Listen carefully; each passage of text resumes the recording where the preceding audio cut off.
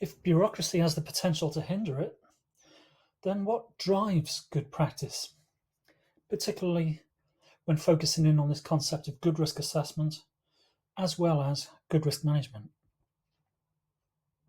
My view is it will be a structured approach. It's what should underpin good and best practice. It requires valuing characteristics such as creativity and flexibility. That's my first thought. Every person's situation is individual and unique, so our responses to them need to be likewise. The evidence base for risk and risk assessment is very narrow. In my studies of the research literature, particularly regarding mental health risks, well, the research focuses almost exclusively on aggression and violence and suicide. Why? Because those are the areas, the activities, the types of risk that when they happen will attract media attention, big headlines, negative statements. Politicians worry about that because these are the headlines that are informing the general public. And so politicians will put pressure on services to become more restrictive, and more of a bureaucratic approach will inevitably result. So the evidence base itself is not necessarily very helpful, certainly not to the vast majority of clients, service users, patients, if you're thinking like me from a health, social care, brain injury case management background, because it almost exclusively focuses in on what I would argue is the 5% or less of everything that's going on, the rare events. I'm never convinced that policy and procedural arrangements should be built on rare events alone. But it's also being developed in line with a certain academic hierarchy. That when it looks at evidence, when it looks at research, it values personal accounts much less than the hard numbers. Bearing that in mind, hard numbers leave many of us cold, whereas we respond better to those detailed accounts, those stories, the narrative detail that we can connect with. Yet it's the hard numbers is what the focus of audit and inquiry will be all about. And even though the inquiries are there to help us focus and are trying to help us shape our understanding of how things go wrong, again, I have to emphasize that they're based on a very, very small percentage of the rarest, most difficult risks and events. And if that's all the messages that we keep churning out from our inquiries, then the result is that we distort the whole picture.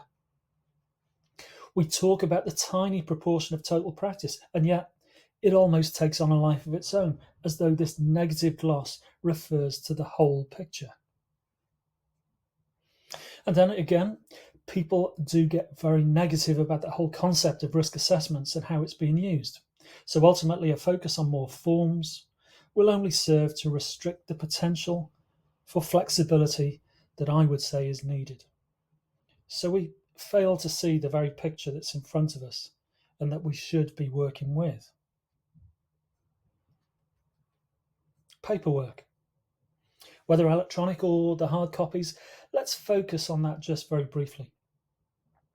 Record keeping is actually only as good as the design of the tools and the abilities of those using them. However, record keeping is very important, don't get me wrong. We do need to document something, but I would argue that we don't need to document everything, and there's always a danger of overload, particularly where it is the elaborate bureaucratic system that is dictating the direction and needs of recording, which can easily feel like pretty much everything needs to be recorded, particularly into standardized formats. The accuracy of records shouldn't be automatically overestimated. There's a debate in the literature which identifies that as a result of electronic communications, issues of confidentiality and privacy get raised, with the possible unwanted result on occasions that some people, clinicians, practitioners, may just withhold some of the details. So when this is taken to an extreme, and I don't want to support extremes in any way, We could see a lot of what's recorded as being nothing more than pure fiction. But the reality is somewhere in between those two extremes. We still have limited amounts of information and sometimes inaccurate information, as I've mentioned earlier. We still do need to be documenting what we know, the crucial, important elements of what we know. Now, the amount of time required in administrative tasks can feel imbalanced to a degree that kind of reduces the quality time for us to really use to analyze, to evaluate the information that's available to us. So we do end up again with this tension between a tick box bureaucracy and the narrative experience. So there's the question: can reality ever be adequately depicted on a form? I have to argue no, but that's not to say that forms are worthless. It's more saying that we need to achieve a better balance of priorities between the time that we allocate to the task and the time that we allocate to recording the task. The complexities of somebody's life can never be entirely captured in a form, but that's not to say the form doesn't have its role. It still should be able to prompt, guide, and capture some of those essential elements of a person's story. And when approaching this overall challenge, there are two particularly broad areas: actuarial and/or clinical judgment. The actuarial approaches focus attention on the numerical outputs of randomized controlled trials and the meta-analysis of masses of different research programs. The statistical representation of characteristics identified in large groups of subjects. That's what we're focused on when we look at our research. The clash here is that you and I are generally dealing with one person or one discrete source of information, not this very broad, large group. The actuarial approaches make strong claims to being objective, to being consistent, but there are also counterclaims that they can also become too inflexible and reduce the possibility of us being able to overlay our assessment with experience, nuanced judgment, or even to focus on context, the focus on the situation, which is much more the individual person, the individual task that we should be assessing the risk around. Then, on the other hand, there's the professional judgment approach, a clinical judgment approach, which is largely challenged by the academics as being too subjective. Even further down the research scale of priorities lies the service user's personal accounts, which the academics will see as being interesting, but very subjective, and therefore much further down the hierarchy of academic priorities for research rigor. What we need to be looking at is a combination of what can be called a structured professional or clinical judgment approach. And this is very much prompted through my concept of positive risk taking. It's a combination of the actuarial methods and professional judgment. It'll draw on the best of both. And I will attempt to develop that in more detail in Module 5. I'll remind you at this point that there are two PDF documents in the resources section of this module that I want to ask you to pay some attention to. Components in assessing and managing risk, and risk categories and factors. The first is an outline of the complex range of influences we may need to consider when building up an assessment of risk over time. As with most of the tools I design, it should be looked on and used as an aide-memoire. You don't need to apply all of these to each and every person or situation that you're assessing, but you do need to be aware of this wide-ranging series of influences that could be relevant depending on the occasion that you're working with.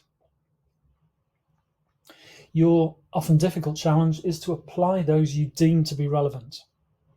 And that is kind of best practice that we should be aspiring to.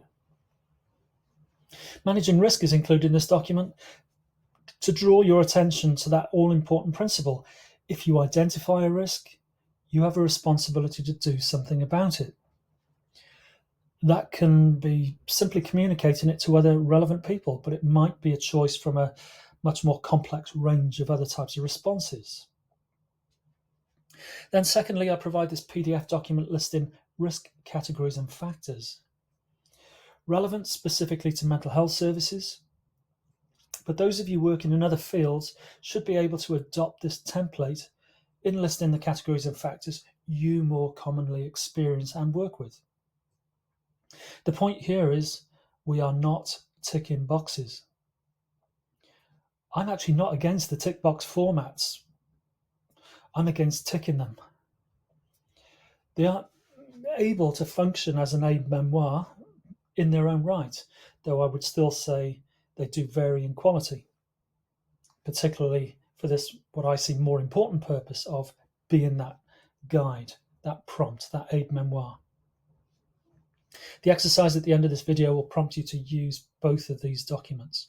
But before moving on, here is an interesting question as well. What can weather forecasting tell us about risk assessment?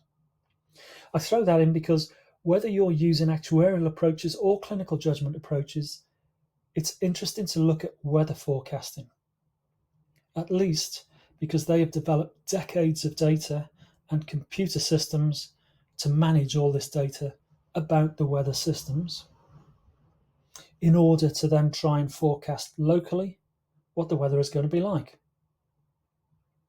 Now, I can assure you that I'm looking out of my window now and I can give you with 100% confidence an accurate description of what the weather is right now.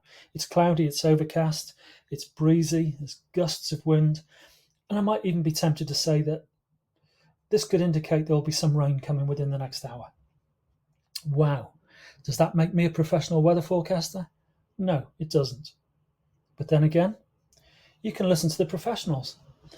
They will give you very accurate and confident predictions of what's going on at the moment or in the next hour or so. But when you then extend that to what this picture is going to look like, let's say outside of my window in 3 hours, I'm going to be slightly less confident. And what about this time tomorrow? I'm going to be even less confident. And later this week, even less so. I'm talking here about the issue of timescale, and that's what weather forecasting should remind us of, particularly when we're focused on risk assessment.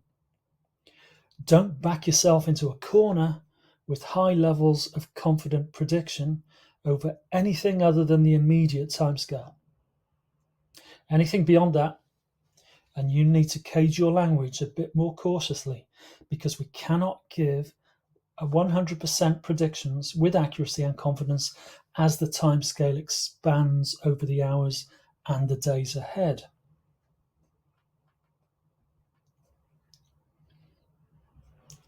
Let me just share a few thoughts that consistently emerged from my own practice reviews, looking at risk assessments and indeed risk management, but also looking at procedures I identified in a range of organisations through my practice-based evidence consultancy over the years. My approach was semi-structured interviews of practitioners involved in parts of the training that I'd been delivering, but then looking at reviewing their subsequent practice with them, and what comes through are a number of consistent messages. Firstly, that there's a broad understanding of what good practice is amongst the vast majority of the practitioners that I encountered. These are experienced people who have a value base that suggests they want to do good work. It's a broad understanding, not necessarily a detailed and nuanced understanding of everything that informs good practice in risk assessment. By and large, people are aware that there are policies in place, but generally they're not using them. The policies are written by people not necessarily on the front line. Actually, hardly ever on the front line. So there are these clearly different populations. people on the front line doing the work, and then a completely different population at some physical, geographical distance away, maybe sitting around tables, coming up with ideas and writing policies. The brief risk assessments, the screening tool, as I mentioned earlier, are more often and consistently used, but there's a recognition that they provide, by and large, inadequate information if we're looking for really good risk assessments. Conversely, the full risk assessment formats, these are inconsistently used, but when they are, there's a recognition they provide good quality, detailed narrative information. A consistent message across most people is that risk assessment as a phrase is now far too bureaucratically loaded, and the meaning, when the phrase is used by senior managers, is not the same as the true meaning of what should be happening in terms of frontline practice. What I could come up with from some of these reviews as a statement would be something like this. If you put all of the paper-based risk assessments end to end, this image is where you're likely to end up, a state of confusion. And the danger is that we spent so much time listening to all these conflicting messages in the literature and the research that fear drives us to rely too much on forms. And ultimately, we become confused individuals within dysfunctional teams.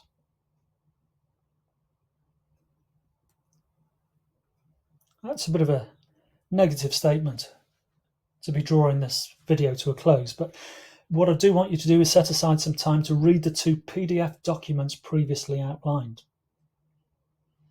Reflect on the construction of both as an aid memoir to practice, and give some thought as to how they can be adopted or adapted to the needs of your work.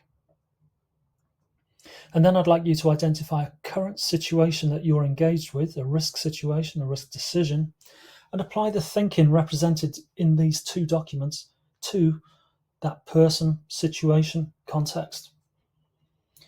And finally, give some thought to what needs to happen in your practice or your service or team in order to incorporate the thinking that these 2 documents are trying to promote.